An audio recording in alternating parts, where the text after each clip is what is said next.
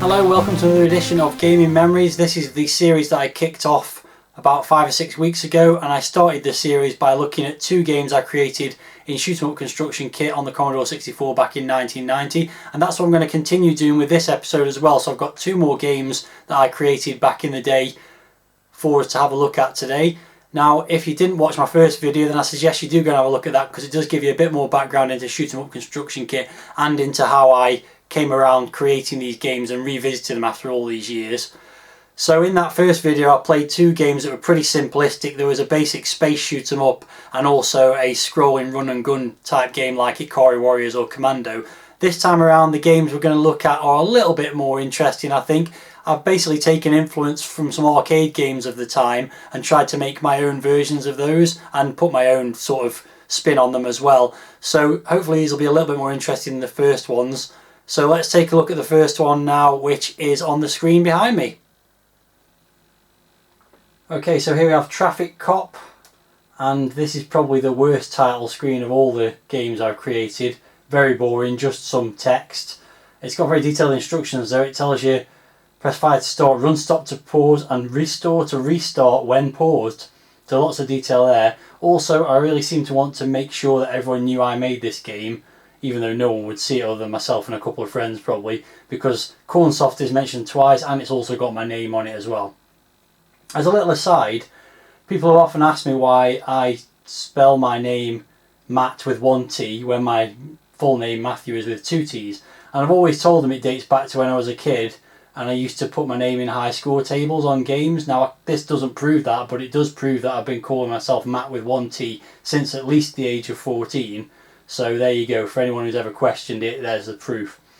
Anyway, Traffic Cop is inspired by a couple of different arcade games from the late 80s, which you'll see in a minute, but I thought I'd tell you first because it's quite a fast-paced game once you get going.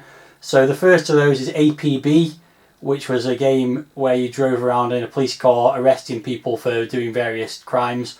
And then also Chase HQ and also, to be fair, Special Criminal Investigation, the two Taito games where you're chasing down criminals and smashing into them with your car, or in the case of SCI you could also shoot them from the car.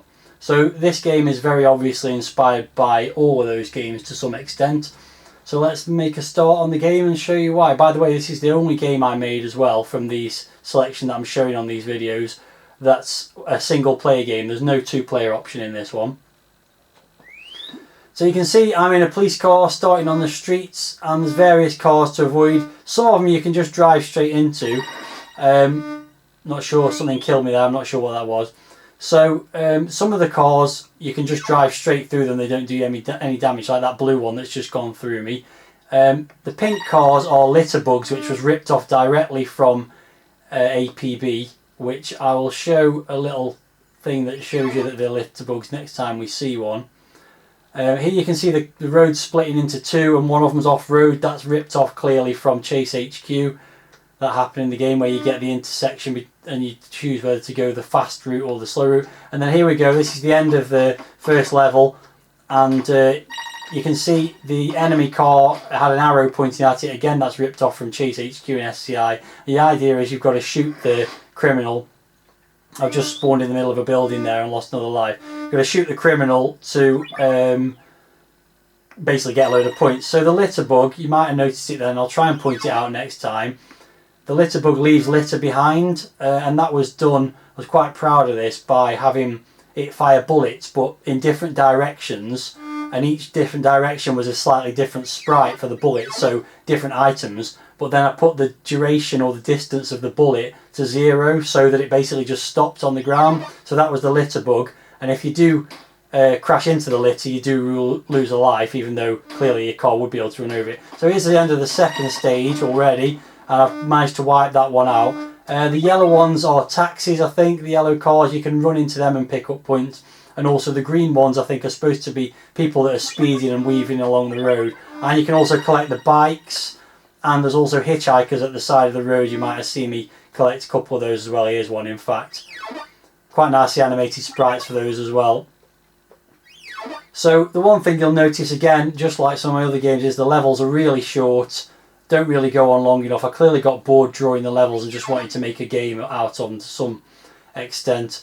In terms of the graphics, I think the police cars and the vehicles are done quite nicely. Yeah, if you crash into another police car, you lose a life, by the way. Okay, so now I've got a Ferrari or something to wipe out. It'll take about 10 hits, I think, to get rid of a car. So if you get behind them, you can wipe them out. So yeah, I think the car graphics are done reasonably well, and some of the background graphics as well. I would say that the buildings, again, just like in Rescue Mission in my last video, the 3D is not great on them. It's probably a bit better, but the doors are a bit not quite right for the 3D view that we're seeing. But they do a reasonable representation of buildings in a city. So you can see there's lots of things coming across the roads, you know, and if you crash into those, then you do generally lose a life. I've got an extra life there. Sounds wise, again, not too bad, I think. There's the sounds of horns beeping. Not much else, just bullets basically. There's no driving noises, which is a bit of a shame. There you can see the litter bug dropping something there. It wasn't that obvious. But so now we've got some kind of sedan that I'm stuck right behind and is shooting back at me. But then it just sits itself at the side of the road, so I can... Oh, if I had time, I could have got it.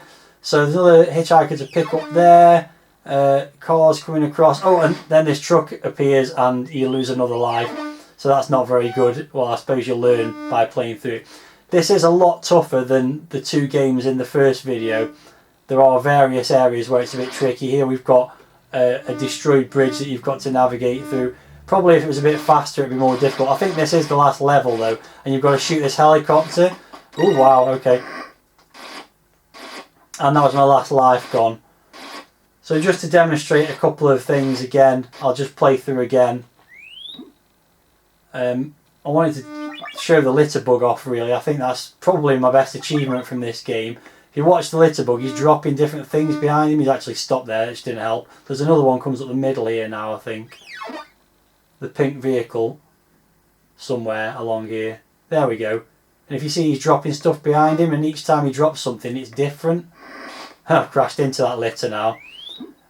So yeah, I don't think that's a bad little bit of design in terms of making the most of shoot 'em up construction kit and using it in a cleverer way than just normal kind of shooting games. In terms of the game overall, it's not great. Again, it's very quick levels. The cars, the enemy cars, the boss cars if you like, don't stay on the screen long enough to shoot them. So that's just not very well designed with the movement patterns of the enemies for the most part. The movement of the other vehicles swerving around and stuff, again, not too bad I don't think. Overall, I think there were budget games that came out probably mid-80s that were worse than this. If I could have added the ability to actually accelerate and decelerate and have the enemy boss cars on a bit longer, I think it would have been a fairly decent game. And also probably have more levels and longer levels is the one big criticism again for this one. But overall I don't think it was too bad. It's reasonably playable, and it will take a few goes, unlike the other ones, before you manage to complete it, I think, even though the levels are short. Because there's a lot of things that can crash into you that you don't know that are coming straight away. That I've driven straight past the enemy there. So yeah, that's pretty much it. I'll just kill off myself for the last life. Not much else to say about it. But yeah, a little bit of a more original way of using shoot 'em up construction kit to create a game rather than just a straightforward shoot 'em up game. I just need something. I'll just crash into this, can't I? And that'll do. Got one life left. There we go. The black car's wiped you out. So yeah, there we go. Oh no, yes it is over. That was not me. That's one of the other police cars. So there we go. That was Traffic Cop. Short and sweet. Not much more to say about it. I think it's, considering the limitations of shoot 'em up construction kit, that was quite inventive, and I imagine I was fairly pleased with myself about it at the time, even though in retrospect the level design should have been substantially longer to make it a bit more of a long-lasting game.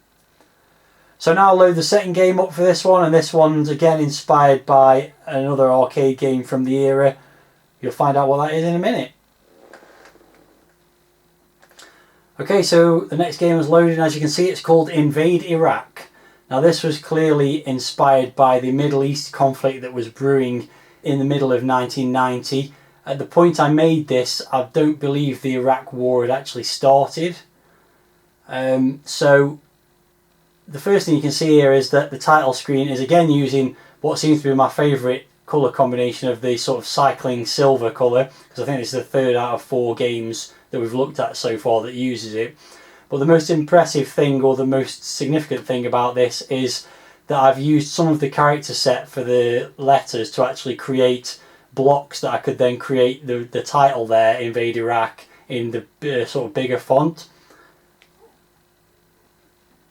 So in case you can't read it, what it says is your mission is to take on the roles of either John Roscoe, a weapons expert from the USA, or Katrina Dumont, a special agent from France, and protect Lee Neal, British explosives expert, while he arms the detonators to destroy Iraq. Saddam Hussein must be stopped. Rescue hostages by shooting doors. Message ends May 1991. So I've actually dated this at a point that I thought the Iraq conflict would have been underway, and in fact, in reality, it actually finished in February 91, I think. This also shows that I didn't really understand world politics or world affairs that well at the age of 14, because we weren't really trying to destroy Iraq, we were just trying to stop Saddam Hussein, and we didn't need to blow up all of Iraq to do that, although some might argue that more of Iraq was blown up than needed to be anyway, but let's not get into that. So the other notable thing is the character name John Roscoe, I think is quite obviously inspired by John Rambo. So as you can probably guess, this is a 2-player game. There is also a third non-player character involved as well, which you'll see when I start the game. Okay, so the game starts, and what you can see, or what you probably can't see yet, but you'll soon work out, is this is quite heavily inspired by the arcade game Cabal, which was a 2-player game where you patrolled the bottom of the screen, shooting at enemies and vehicles that arrived in various places on the screen, eventually completing a level. And obviously some of those aspects of the game can't be recreated here, but the basic idea of having 2 players at the bottom of the screen that can't move up the screen is done here. There's lots of different types of enemies coming along. There's lots of slowdown here because of the number of enemies that appear on the screen, and I'll get into how that works in a minute. There we go, I've got rid of those 2 tanks now. So you've got enemies on the horizon. The horizon is drawn quite nicely. The mountains are done quite well, I think. And you've got... Why can't I shoot this guy? There we go, finally got it. Okay, so we moved on to level 2 now. And we've got a big tank which is made up of multiple sprites. Unfortunately, when you shoot the guy in the tank, he gets left behind and the tank carries on moving. Again, that's just another fail in this shoot 'em up construction kit. We've got various soldiers, helicopters, tanks. I'm not sure what else there is. That's probably about it for enemies. Now you can see the non-player character is the guy in the bottom left corner. He's just arming a bomb basically, and he just sits there doing it the whole time. He can't be destroyed, although he does sometimes disappear off the screen when there's too many sprites on screen. You can also shoot doors to rescue hostages, which I've already done. This level's some kind of prison complex, I guess, and it's got a reasonably well-drawn Jeep graphic in there. There's also otherwise a lot of grey in the landscape, which is a bit of a shame. I'm assuming that's because I decided grey represented the Iraq landscape better than yellow, which would be the other choice, obviously, for desert, I suppose. So yeah, there's quite a lot of enemies. It's quite difficult. I've already lost most of my lives, in fact, and I'm going to probably switch to the other character in a second. In fact, I'll do that now. I'll just pause the game and switch over to the other character. While I'm doing that, one of the big failings, which I've mentioned in the other videos of Shoot 'em Up Construction Kit, is that all the enemy patterns, you have to draw them on the screen pretty much straight away as soon as the screen appears as you're playing. Let me just get the game started again. So here we go, here's Katrina now, who is very resplendent in a black miniskirt and high heels. Not the best outfit for an invasion of Iraq as it's described in the game. But where she comes in handy is because this enemy on the left hand side of the screen, you can only shoot with her bullets because her bullets come out the left hand side of the character, whereas the other guy's bullets come out the right hand side, as you can see if you put them next to each other. Amazingly, John Roscoe still survived even though he's just standing there doing nothing now. So yeah, going back to the sprites, the way I did this was I drew the level multiple times over and had a timer on each instance of it, and then had a set of enemies that sort of corresponded with each instance of what appears to be the same level but is actually multiple levels. So I think there's probably 5 or 6 instances of each level drawn on the screen identically, and then the various enemy sprites appear as each instance of that level pops up as the time progresses. So I think that again, that was quite a clever way of doing things, a way of making it so that the enemies seem to come out you know, in a timed fashion rather than all at once. The downside of that is if you don't eliminate enemies very quickly, you start to get way too many sprites on screen, which is what causes all the slowdown. Oh, I've just got shot again. I've got 2 lives left. But hopefully I can get up to the extra life. You can see there's a massive crossfire you can get caught in the middle of the screen. And unfortunately with a load of sprites stuck there, it slows down quite horrendously. But the upside of that is that it's actually easier to get between the bullets, because the player sprite doesn't seem to be as affected, although I have just got shot having said that. So here we've got on this level some Iraqi fighter jets, and we've also got a nicely drawn bush with a shadow on it, which I'm quite pleased with. I think that looks pretty good. And having the enemy sprites different sizes to show some kind of perspective, with the smaller ones on the horizon, the bigger ones up close. Again, I think that was pretty smart. I don't think there's much doubt that this is the best put together game of the ones I've shown so far. Here you see what happens if you've still got enemies left when you go to the next level. Basically, they're still there. Luckily, they all appear in similar places. Now this level is a final level, and you're at Saddam Hussein's palace, which is not the most amazing looking place, but if I can keep on top of the enemies that come onto the screen. Alright, I've just got an extra life for 10,000 points, which will help. Then you'll see that basically, eventually, keep an eye on the door in the palace. Saddam will appear as a sort of final boss in the game. It's getting very slow with all the sprites and bullets on screen at the moment. If we can just get rid of some of these helicopters, there's one of them gone. Seems to be the helicopters that do the most slowdown. Oops. But yeah, there's flicker all over the place. Serious, horrendous slowdown now. There's another helicopter gone. Do getting rid of some of these enemies at the sides here.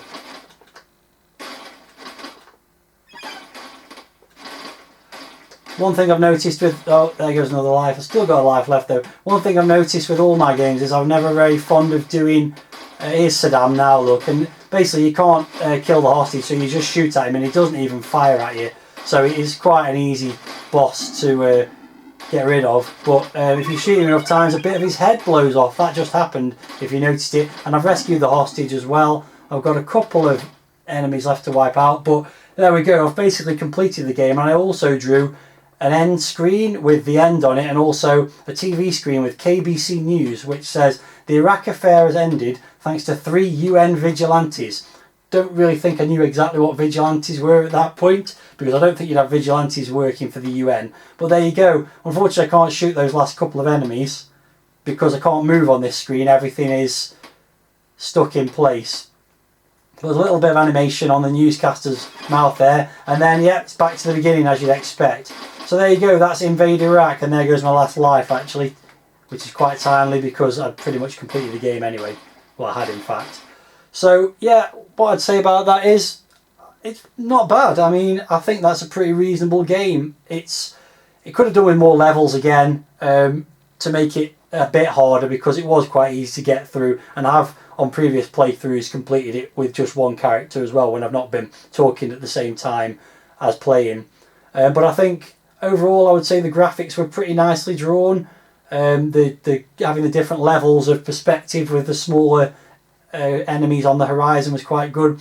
The idea of spawning enemies in a timed fashion by reusing the level design over and over again to seemingly seem like one level when it's actually 4 or 5, I think was quite clever as well. So I think I did a pretty good job with this one. I mean, it's far from the most amazing game ever made, but as a tribute to Cabal, and also something that was of its time, talking about the Iraq war, it wasn't the worst game ever made, shall we say.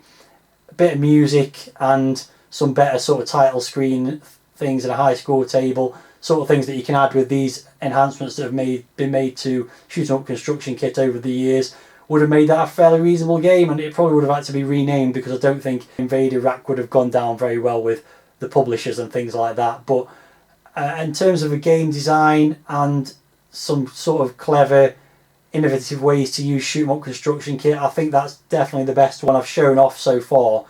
Now there is one more game to come which I'm going to do in another video, and that will conclude my exploration into using Shoot 'em Up Construction Kit and reliving these games from 30 years ago. So let me know in the comments what you think about these two games. If you want to download them, by the way, I'll put a link in the video description to the SEUCK Vault where you can download these games as images to play on any kind of Commodore 64 emulator. So as I said, let me know in the comments what you thought about these two games, if you think my game design ideas were good or not. And I'll be back with another video from Gaming Memories, probably in about a month's time again. I'll be back to the Silverbird selection with my next video. Thanks very much for watching, see you again soon, and bye for now.